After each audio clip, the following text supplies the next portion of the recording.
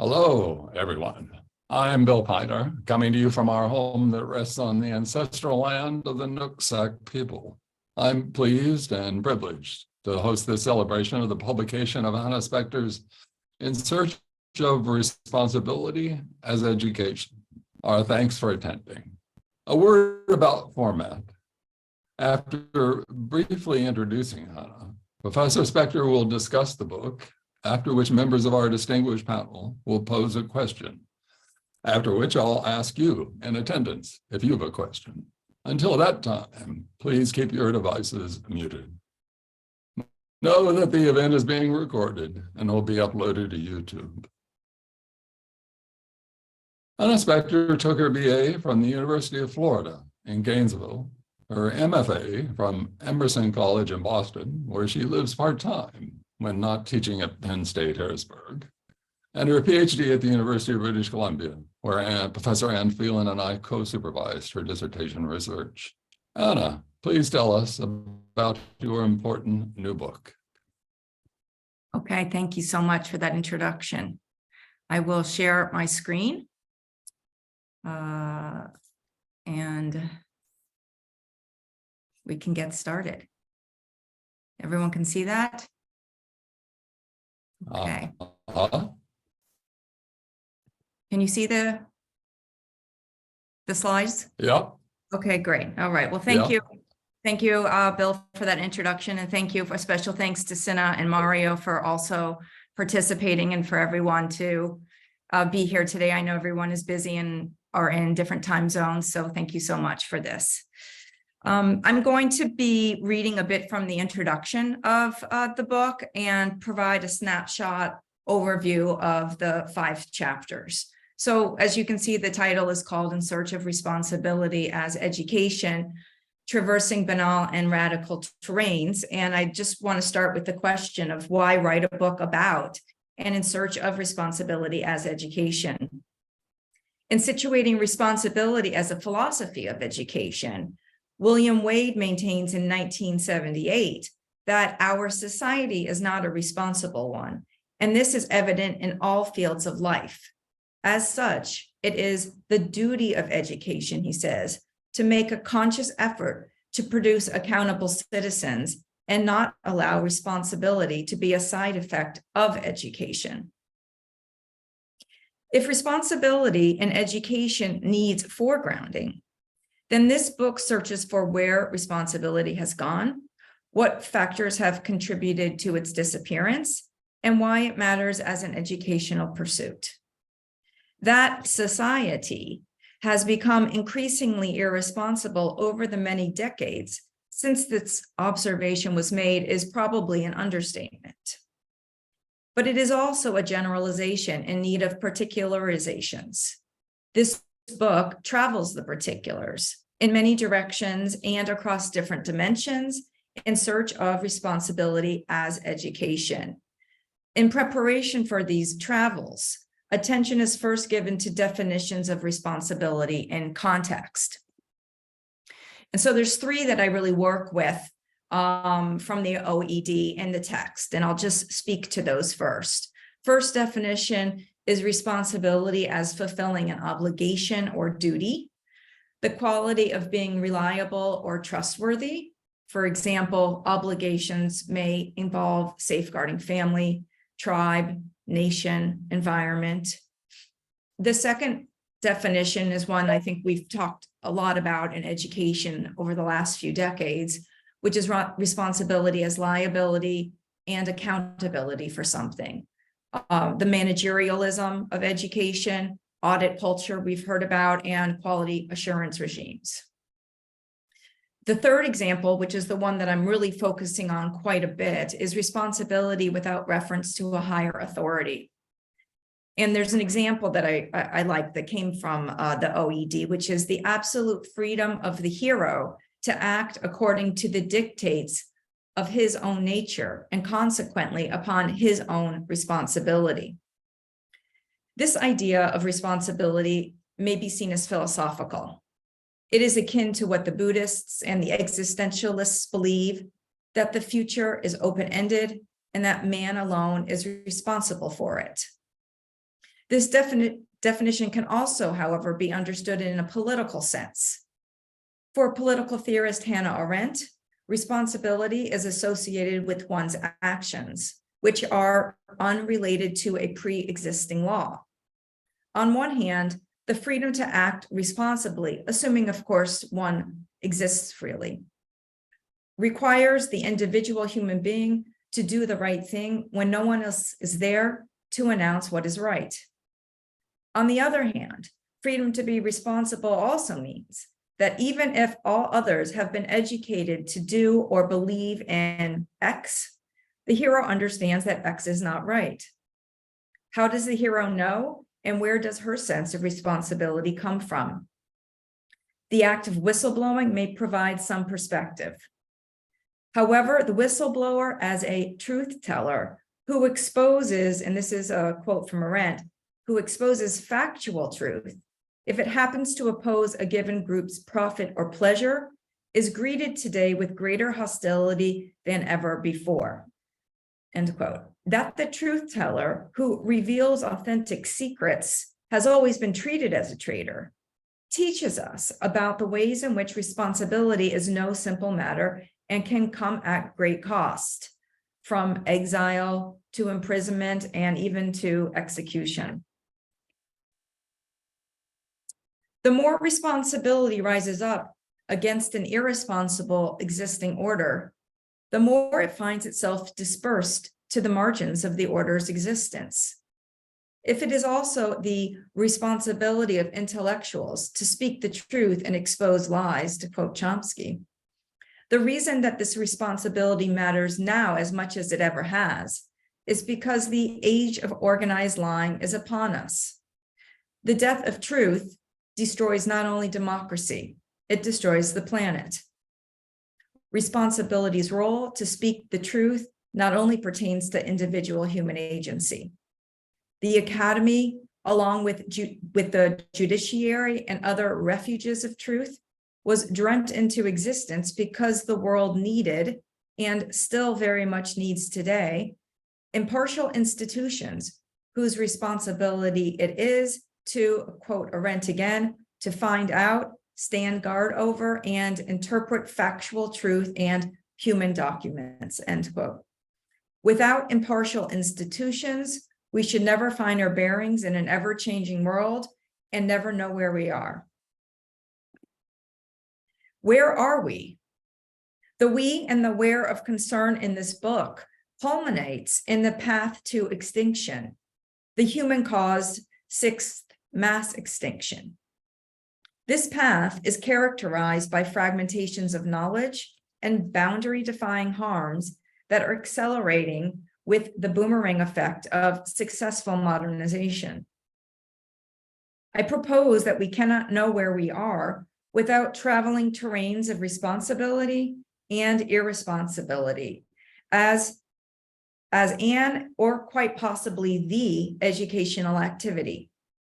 The terrains traveled tend to be extreme, from the extremely banal to the extremely radical, because it is in the extreme where responsibility matters most, but often cannot be found.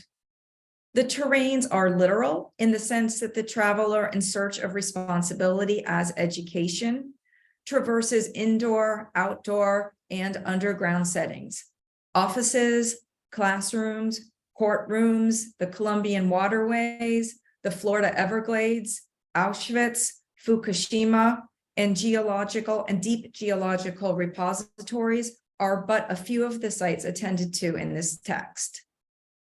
At these and other sites, the traveler comes in contact with different forms of life. Insects, fish, reptiles, humans, and megafauna are some of the mobile organisms encountered. There is also time travel to the Pleistocene past, the Holocene present, and the Anthropocene future, as responsibility without reference to a higher authority, to recall the third definition I'm working with, cannot be understood or acted upon without respect to deep time. The timelessness of fiction and particular stories from the realist, absurdist, and speculative traditions are attended to as the truths of fiction can often teach us more about ourselves in the world than can the reality of facts. Fiction's truths provide insight into and perspective on responsibility as education. The traveling that takes is also figurative, down rabbit holes where the logics are strange and the ethics are stranger. The most extreme kind of holes are what Arendt calls holes of oblivion in totalitarian contexts.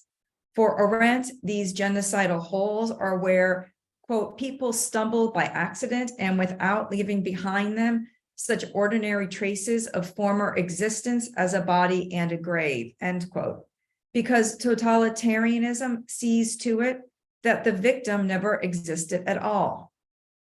If these holes of oblivion are at the mind's limit to ascertain the truth of them, then how can the mind of the selfish ape, of Homo narcissus, to quote Nicholas Money, wrap itself around the veracity of ecocidal holes of oblivion? Even when there are those who attest to the truths of these man-made holes, do the facts matter in a world where, to quote Arendt, everybody lies about everything of importance and common sense reasoning offends profit and pleasure, end quote. These questions and the preceding ones act as travel guides on responsibility as education. What does responsibility mean? Where does it come from? Why does it matter? Where does it go in extreme situations? Who is responsible and to what? When and for what reasons does responsibility and irresponsibility present itself educationally? Does theorizing educational responsibility provide new perspectives on the question at the heart of curriculum studies? What knowledge is of most worth? If responsibility is a type of action, then what actions are of most worth?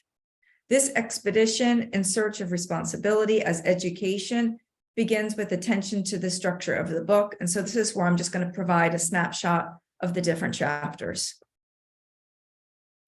So the first chapter, Bureaucracy, Responsibility, and Education, studies the moral hazards that arise under and on account of bureaucratization in general, and the bureaucratization of education in particular.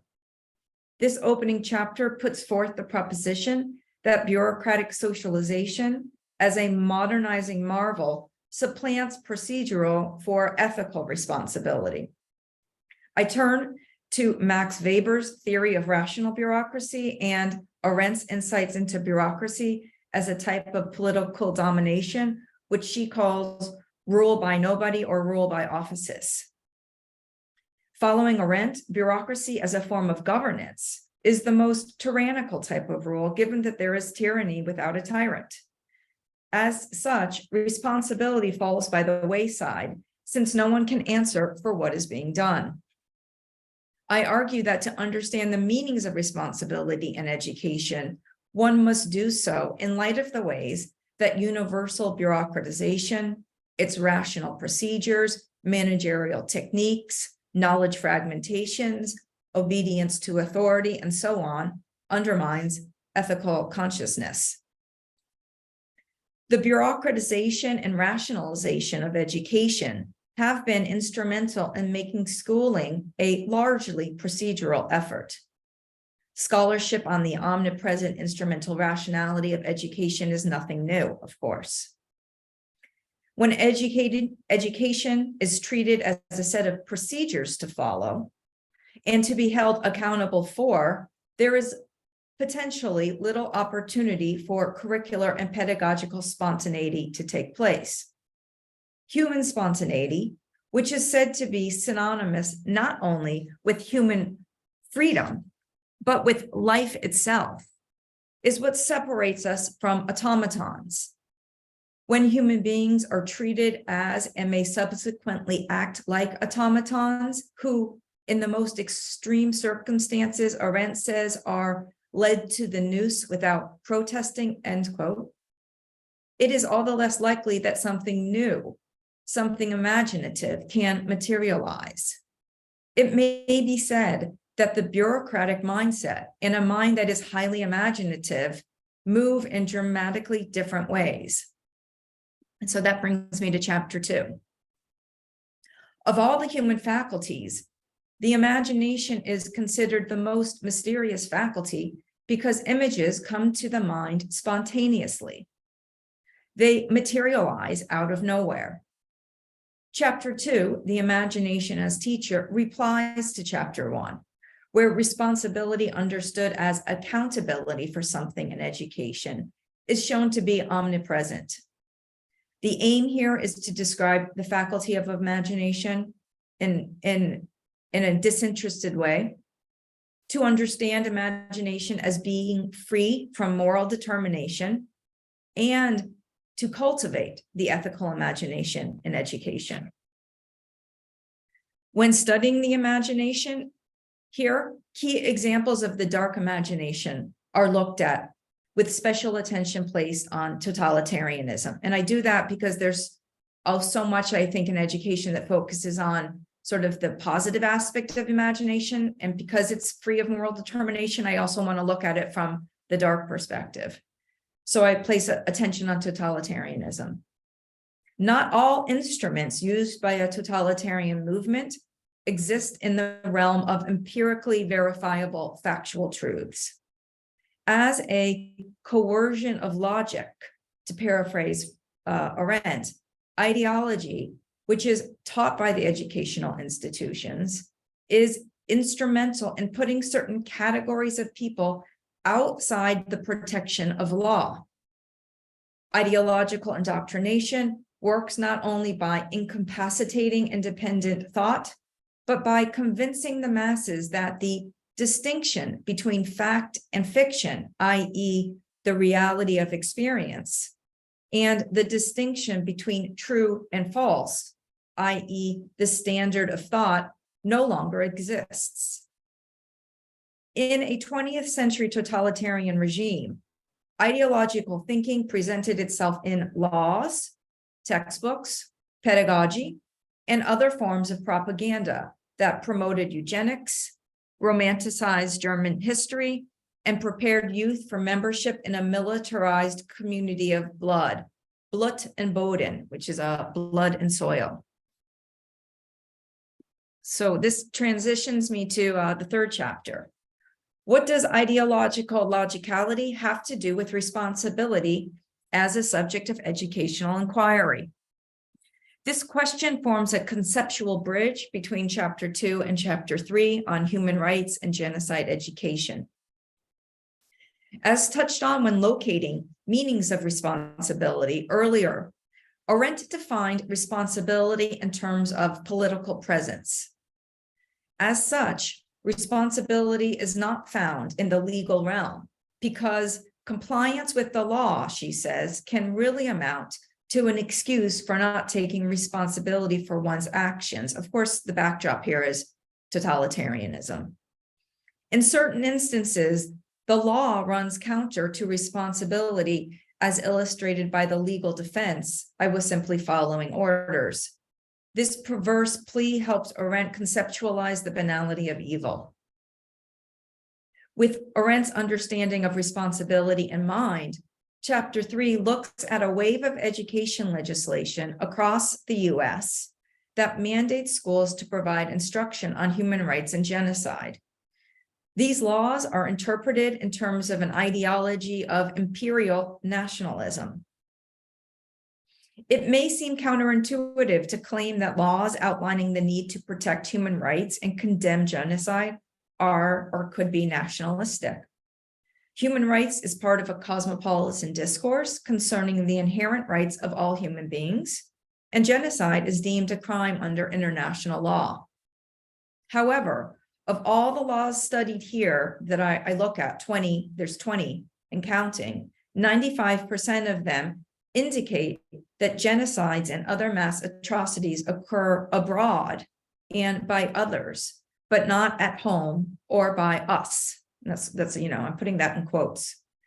The central argument is that examples of atrocious human behavior are sought and found in distant places for educational purposes so as not to question United States dignity.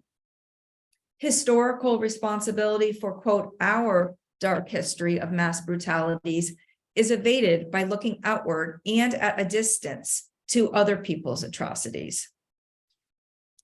The coda of this chapter considers the tensions that may arise between teaching toward legal accountability and historical responsibility on human rights and genocide in the US legal context. To teach truthfully or impartially with intellectual disinterest on the relationship that the US has with human rights and genocide may require teachers to teach beyond the parameters of the law's dictates, and as if people's lives depend on it. Without paying heed to the atrocities perpetrated by one's own state, that state is surely to continue acting atrociously. The state is able to act this way while hiding its moral duplicity behind a banner of freedom and democracy.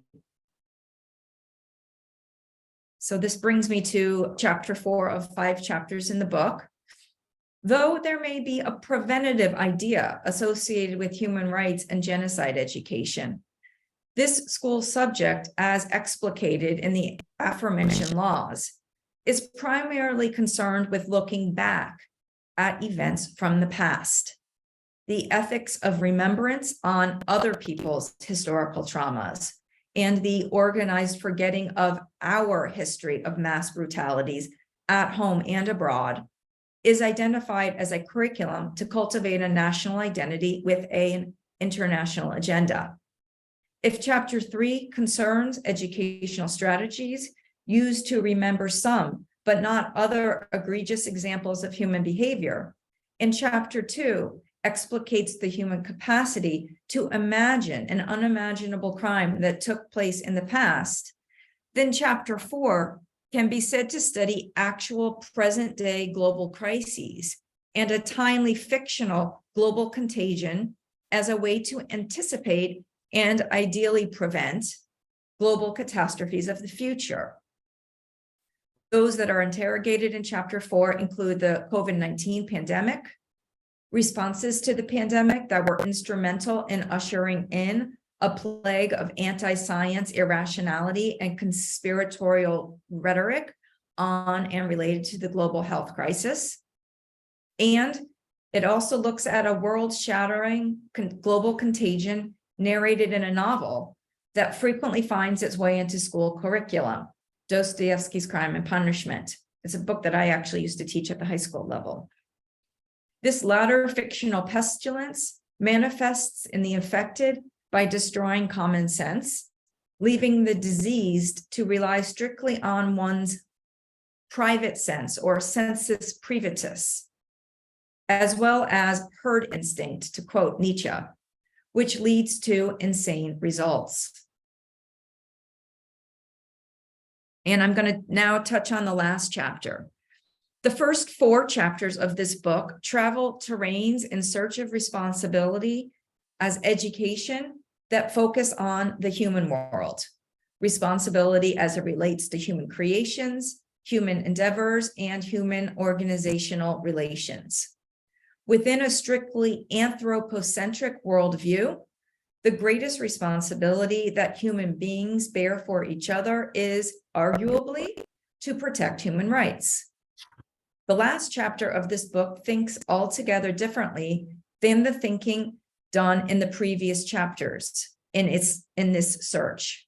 This chapter is called A Responsibility Like No Other, and it revisits in a new light the Arendtian perspective that responsibility has a radical meaning, which includes the possible need to sacrifice oneself for the world.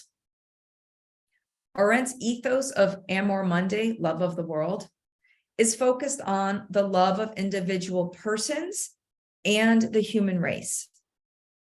While this love does not exactly preclude love of the planet, in the context of the environmental crisis, ought the radicality of responsibility go beyond the possible need to put one's life on the line to protect only human life? The destruction of the biosphere for the sake of profit, to quote Bill Pinar, is accelerating the rate of species extinction and moving the world toward a global collapse scenario, to cite the United Nations Office for Disaster Risk Reduction. Ought the radicality of responsibility be radically reimagined with the biosphere in mind? What might sacrificing oneself look like for the sake of life on Earth? Judged unacceptably extreme by many commentators, the voluntary human extinction movement may have an answer. It's a movement, by the way, that started in the early 1990s. I go about this last analysis by examining ways in which human activities are breaching planetary boundaries. 3 key examples are discussed in order to highlight Homo sapiens as the most dangerous species on Earth. The first is human-induced climate change, which is one of the planetary boundaries, fallout from thermonuclear weapons tests as the Anthropocene's proposed golden spike marker in the world of geology, and biological invasive agents. Specific to the last example interrogated is a paleontological understanding of Homo sapiens as the supreme, quote, invasive species. The chapter concludes by considering how educational systems have contributed to the triple planetary emergency: climate change, pollution, and biodiversity loss. That education believes itself to be the master concept that can rescue the planet if only school systems and curriculum are reimagined and reconfigured, is put up for question in light of environmental tipping points and irreversibilities. The chapter concludes by imagining with speculation what responsibility as education looks like at the end of the human world. And so that is a little bit about the book. And I just want to thank you to everyone who is participating, and I can stop sharing my screen. Thanks, Anna, very much. Thank you. Before I turn things over to the panel, I'm sad to say that Joanne Dillavo was hospitalized yesterday, and so she's unable to join us today. So we'll start with Synne Myrebøe, and then move on to Mario di Paolantonio. Synne? Yes, thank you. And first, I want to thank you for being invited to discuss this book. It's been such an intriguing and great experience, I think, reading this book, because of its diversity with these different chapters. You really show the complexity of this question of responsibility. And so it was difficult to choose actually one part, but the part, and I hope that I can discuss this with you later on, but the part I have chosen for this discussion is found on page 72, and this is in the 4th chapter, Curriculum of Common Sense in Times of Plague. And so here you draw on Arendt while you're theorizing on how to cultivate the idea of a common sense. I'm just going to read this little part. So page 72 then. In its Latin sensus communis, meaning common sense, is understood as sound practical judgment. Practical judgment stands at odds with the logical stubbornness of insisting on one's own. With pandemics and other kinds of world risks in mind, this chapter centers the need to cultivate the idea of a sense common to all, in other words, of a faculty of judgment, in the next generation who renews our common world. This analysis in support of common sense is a way to live sensibly in the world, appreciate the important critical contributions in educational research, of taking for granted common sense assumptions about what it means to educate and become educated. So that's a little passage that I wanted to ask you about now. So I chose this passage because I'm interested in ideas on cultivating political capacity. And for Arendt, as you already mentioned, it was after the Second World War that she saw this totalitarian regimes and their marginalization of how to understand politics. That it was like that, you could say, like a marginalization of the aesthetics of politics, right? And she wanted to emphasize diversity, and she talks about the sense of the real. So how can we see the real as pluralistic? And this was also her critique of Dewey, wasn't it? In this little text on education that she wrote in '54, I think. And now although there is something that puzzles me in this passage, because I understand it, as you say, that what we need to do is that we need to confront our own common sense. On the other side, you can say that the difference you made between the sensus, like the common sense, and the sensus privatus, so my own sense. Mm-hmm. And you also have this, you're talking about Kant and the way that he says that the loss of common sense is insanity. But what I wonder in the political space that we are confronting today, which is quite different from Arendt's position after the Second World War, I wonder how we can think the political space today when it's so diversified, and when the political space is so also socialized with the social media. So we see how can we sense something in common when there are so many filter bubbles and so many other. I would say instead of making the distinction between common sense and sensus privatus, I would say like we have many different common senses. Mm-hmm. So these are like different doxologies, you could say. Mm-hmm. And they're becoming very antagonistic. So we don't have the capacity to have this reasonable way of discussing, because we see totally different things. So this is something that puzzles me when I read this, because I will say like, yes, this is important. On the other side, I will say, is this really a case for education? Or is this a case for politics, that this has the way that this has developed is something that is actually not the task for education to grapple with. Mm-hmm. Thank you, Synne, for that question and your thoughts on that part of the book. I'll provide a bit of background on when I was writing that and what I was thinking about. So I was writing that in the spring and summer of 2020, when the pandemic was, pretty intense in the United States, and we had, a president at the time who was using what he would say that he doesn't look to evidence, he looks to his gut to make decisions.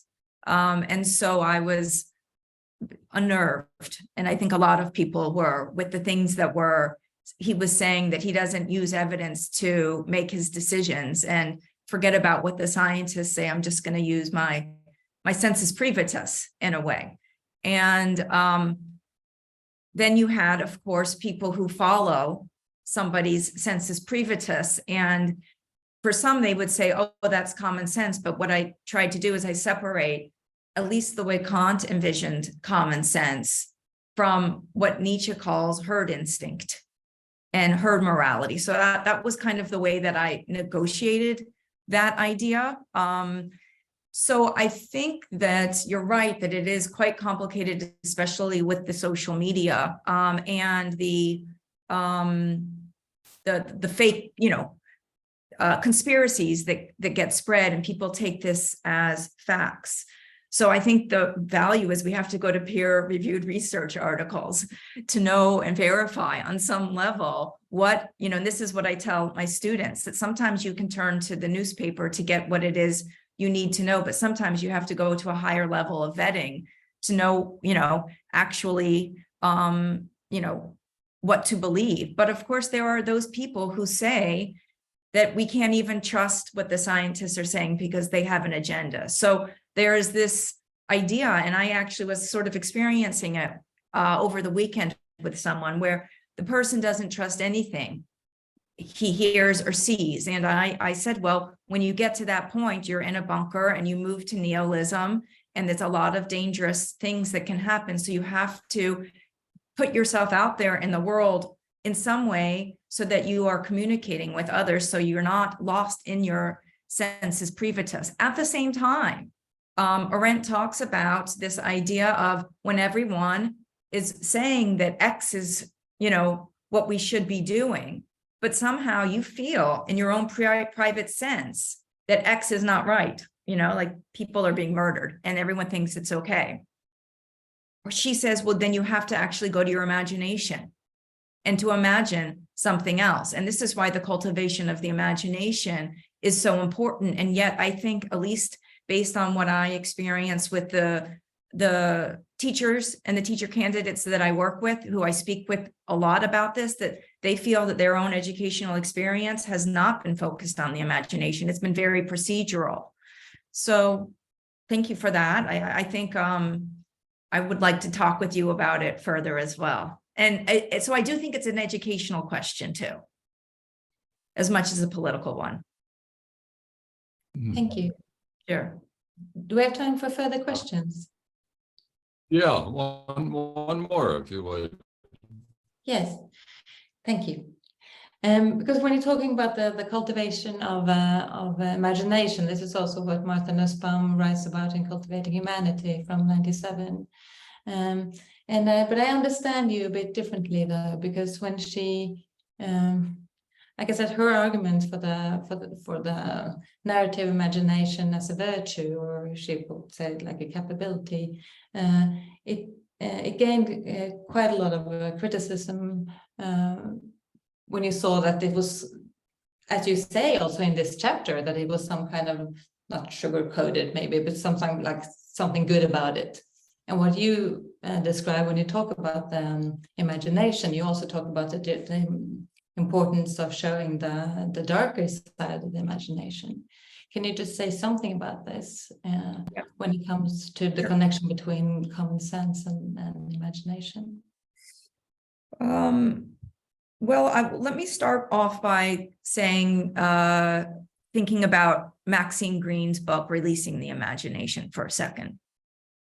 So that's, of course, a very well-known book in education. And she never really uses a qualifier in saying the ethical imagination, but I think that's really where she's getting at. There's one place in her book, I think, that the word ethical comes up. So maybe that's the critique of Nussbaum also, because I do think that I'm skeptical of everything. You always have to doubt, and this imagination, of course, when you live in a highly procedural world, you aren't even using common sense. You're just following what the procedure tells you to do. And I think that that's one of the dangers of education in terms of educating teacher educators with lesson plans. Everything becomes a procedure and they just want to know how to follow the procedure. And that also doesn't ask them to think in a common sense way, in the way that Kant is talking about. But it also doesn't help cultivate their imagination. I think it moves us closer to this automaton idea, which is antithetical to what it means to be human, if what it means to be human is to show spontaneity. And Arendt uses that idea because what she said happened in the death camps, people were stripped of their humanity, so much so that they were walking automatons going straight to their deaths. And so we can think about this in a figurative way, not as in such an extreme way, but what is happening in education, that from kindergarten to middle school to high school, that students are losing kind of the wick, their light and desire to want to have a curiosity about the world. And I think it's actually quite dangerous and quite sad. And then the question becomes, who wants to become an educator and for what reasons? So these are the kinds of things I like to think about and talk about with the students that I work with. So I'm not sure if I got quite at the common sense with the imagination, but I think the proceduralism in some ways doesn't help cultivate either. Thank you. Thank you. All right. We Well, will continue this. all right. Thank you. Thank you. All right, Mario. Yeah, thanks. That was a great exchange. It's going to dovetail with some of the things I want to raise. Well, okay. Thanks for inviting me, Bill and Hannah. And Synne, great to meet you. Great questions. And congratulations on your book, Hannah. Really provocative, generative pathways that you open for our thinking, and some controversial stuff at the end, which maybe we'll get a chance to speak about further. But the passage I want to focus on is on page 106 in Hannah's book. That's the last chapter. And yeah, and there she's discussing the challenges of educating about climate catastrophe, just to contextualize it a little bit where the quote is coming from. And she's noting that apart from the need for drastic engineering and cultural shifts that can help us to move away from fossil fuel capitalism, there's also the widespread problem of denial. And so I'm going to focus on denial. And okay, Hannah writes in this part of 106, denial of manufactured environmental catastrophe has taken on a whole new meaning in an age of alternative facts and disinformation. Denial of the climate crises in and beyond the US context is an example of what Arendt calls organized lying. While organized lying used to be deemed a marginal phenomenon, it has become all too common today. Okay, so I want to focus on this passage because there's something rather ominous that Hannah is gesturing us to consider when she couples denial with organized lying. It's a subtle move, and it's indicative of the way you're working in the book, which I appreciate. So I just want to kind of lift it up a little bit and make something of it. Let's see. I think that by placing the two terms together, Hannah is implying that denial is not simply denial, and that organized lying is even more concerning than Arendt originally proposed. Okay, so let me put it this way. Climate change denial, while obviously concerning and repugnant, still holds a pedagogical possibility insofar as it's dynamic. It's a dynamic performative act of negation. Okay, so drawing on Feldman and Britzman's insight, we could say then that when difficult knowledge, such as climate crises, provokes denials and defenses in the pedagogical scene, that's exactly when we have a chance to enact a certain type of learning. For the negations, they tell us something. They render sensible not only the performative dynamics of our own denial, but also our investments in narratives that protect our illusions. Those illusions propping up our unsustainable way of life that we're reluctant to forego, if you will. So in this dynamic, I want to emphasize then that we still have a relationship to factual reference, to the factual truth, to the those troubling truths that push back and allow us to work through and take responsibility for the projections and illusions that are perpetuating the climate crisis. However, this is where it gets interesting for me. When Hannah suggests denial is coupled with organized lying, something more worrisome and world-defying is at stake. The contemporary scale of organized lying, which Arendt thought was a rare thing, but our Hannah claims has now become a commonplace thing. This bespeaks of a world in tatters, right? A world in which the factual reference that bond us together in common have been pulverized. I think of what happened during the pandemic, right? When amid the buffooneries and indifferences of suffering displayed by our politicians, public discourse was swept into a paranoid, surrealistic simulacrum of denial. Factual reference and common sense were trumped by the ether of hydroxychloroquine, bleach, and deep state conspiracies. The denial effected under organized lying has thus indeed, as Synne puts it, quote, takes on a whole new meaning here. So in this deeper sense of denial, as we become bereft and deprived of the factual truth between us, and the world starts to seem more and more senseless, what ultimately happens is that a radical indifference or worldly aloofness sets in, right? People no longer care about the difference between reality and fantasy, between right and wrong, between past and future.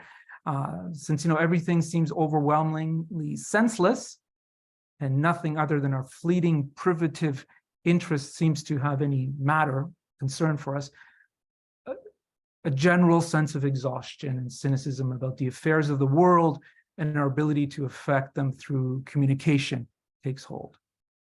So the deeper sense of denial, which Hannah gets us to consider, I think is echoing the dire condition which Arendt herself reserves for describing totalitarian societies, in which, quoting Arendt now, quote, we come to believe everything and nothing, think that everything was possible and that nothing was true, close quote.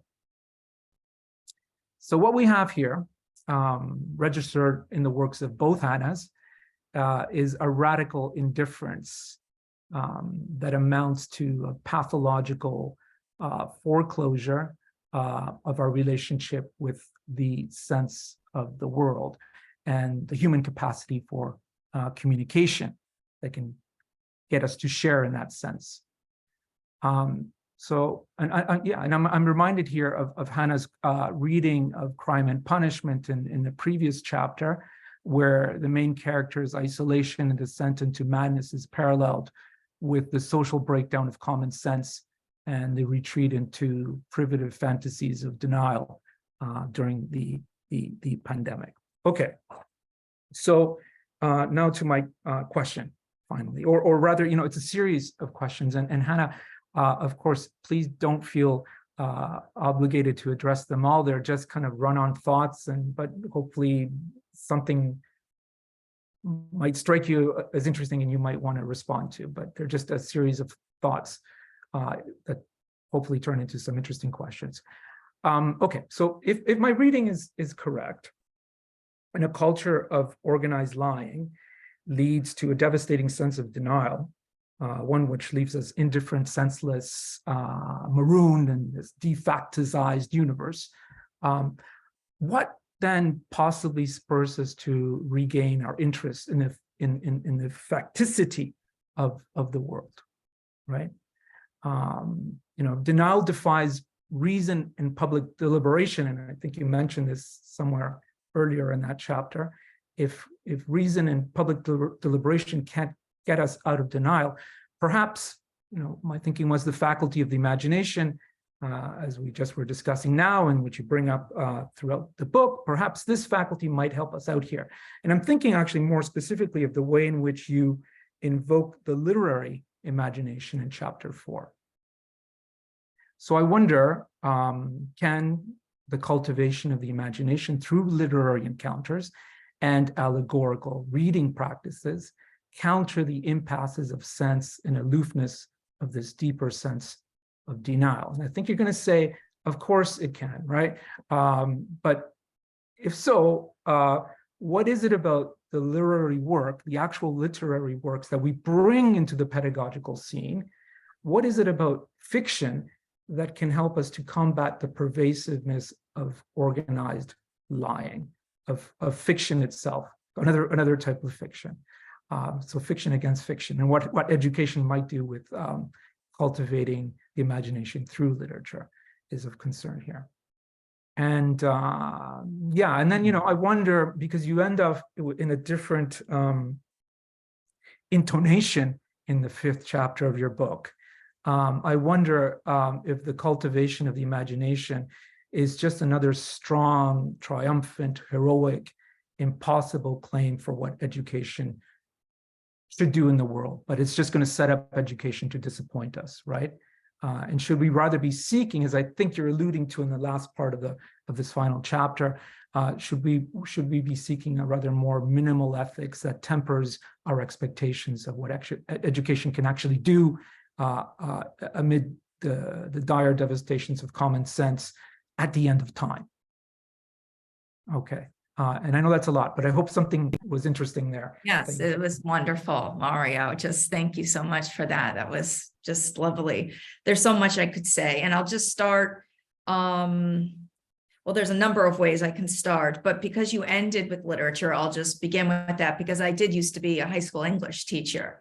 And so the literary background finds its way still into my writing, although a little bit less than it used to. In the United States context, under the Common Core, actually, there's now more emphasis in ELA, English Language Arts courses, on teaching informational texts at the cost of literary texts. So I'm not saying that literature isn't taught anymore, but there is this move to have students in English classes focus on fact-based texts. So that's once again this concern about what happens when we move away from what the literary imagination can provide in an ethical sense. So that's one way to just sort of think about what you're saying. On the other hand, and in chapter 2, I think I'm a little bit more, although I'm talking about some dark subjects, including, you know, Auschwitz and totalitarianism, I'm kind of hopeful in that chapter by this idea of cultivating the ethical imagination. And I think a lot of our favorite thinkers are optimistic in some ways. That's why we like them. And then I kind of undercut myself by the last chapter, right? Because this is where I get really, I don't know if get very realistic about the situation of the planet. And I'm wondering really what education can do to combat itself, right? Because the reason we've gotten into this situation is because of education, whether it's, you know, the education in the modern sense. I mean, this becomes another conversation, how we can talk about education as being instrumental to the end of the world. So how then can you use education to combat it? Because it's actually it's the complicity within it. So that's one thing I wanted to say. The other part, I'm very excited that you were interested in the organized lying part, because that's actually some of the newer work that I've been working on that Synne has heard when I presented at University of Vienna earlier this year. So what's interesting to me about this idea of truth is that Arendt makes a distinction in her essay, Truth in Politics, between factual truths and rational truths. And she says that the primary concern that she's focusing on are factual truths, which are truths that are only verifiable through eyewitness reports. And so she was concerned because when the death camps were liberated and the end of World War II was happening, the Nazis were trying everything that they could to destroy evidence that these crimes took place, even, right, bombing the crematoriums. So she was concerned that factual truth could disappear. And so this idea of remembering and having like recorded witnesses becomes very important under factual truth. But also there's this other concern of what happens when, you know, the victims die, who was there to speak. And then there's this whole idea about the second generation Holocaust survivors. Then Richard Bernstein wrote a short little book a couple years ago called like Why Read Hannah Arendt Now? And he too says that really what we need to be focusing on is the obliteration of factual truth. So for example, like with Trump, where he says there was more people at my inauguration than in the history of any inauguration or something that way. And then, you know, you saw a picture, which is a kind of evidence that tells us this is actually factually incorrect. So Bernstein goes in that way. And what I think is missing in his understanding, as well as Arendt's, but she was writing in a different time and wasn't imagining the environmental crisis that we're in, of course. But I think Bernstein could have, is the issue of rational truth. That is the real scary, that when people are denying the science and, you know, that the science of what is happening in the world, and that are denying something as basic as, you know, I'm speaking, you know, figuratively, well, I'm speaking in a way of truths that generally we all accept, that the sky is blue and the grass is green and these kinds of things, that people are actually denying things that we think are totally insane. You know, we can't use bleach, we can't swallow bleach to cure ourselves from COVID and so on. So this is, I think, extremely frightening, that we are now at this place where it's not only the lying about factual truths, but the lying about rational truths, like climate change, and that people are refusing to believe rational truths. But you ask a question, is how do we regain our facticity in the world through these denials? Well, let's think in the end of the world times, you know, some people don't believe in climate change because they don't experience it, right? Their worlds aren't changed yet, some people. So they are doubting things that they can't actually experience, that it's something out there foreign that they don't know. So I tend to feel that we can regain our facticity at the very end when it's too late, you know. And then, you know, maybe there's a restart of the world in some way after you have population collapse because there's not enough resources to sustain human life. And of course, the species extinction and the depletion of resources in the oceans, you know, there will be some sort of collapse. And I think that that's the moment where we might begin to regain facticity in the world, but that's quite far off. I mean, I'm not sure how far off actually, because the reports keep getting, well, this is happening sooner than we thought.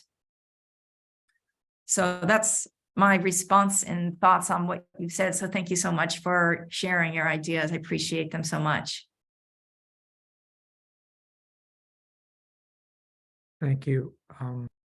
I said a lot, so I could say something else, but I think maybe we'll leave it. All right. Well, thank you, Mario. And thank you, Synne. We're almost at the end of the hour, but if there's a quick question, if that's conceivable, given our topic, someone from who's attended today would like to ask?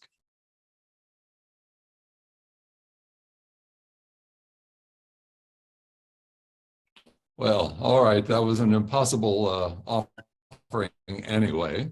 Thanks again so much to Hannah and to Mario and to Synne. And again, I'd like to add my congratulations, Hannah. It's a remarkable book, and as everyone can hear, it provokes many thoughts, many concerns. It's a provocation. Congratulations. Thank you. All right. Thanks again, everyone, for attending. Yeah, thank you, Hannah. Thank you so much, everyone. Bye-bye, everyone. Okay, bye-bye. Thank you. Thank you. Bye-bye. Thank you.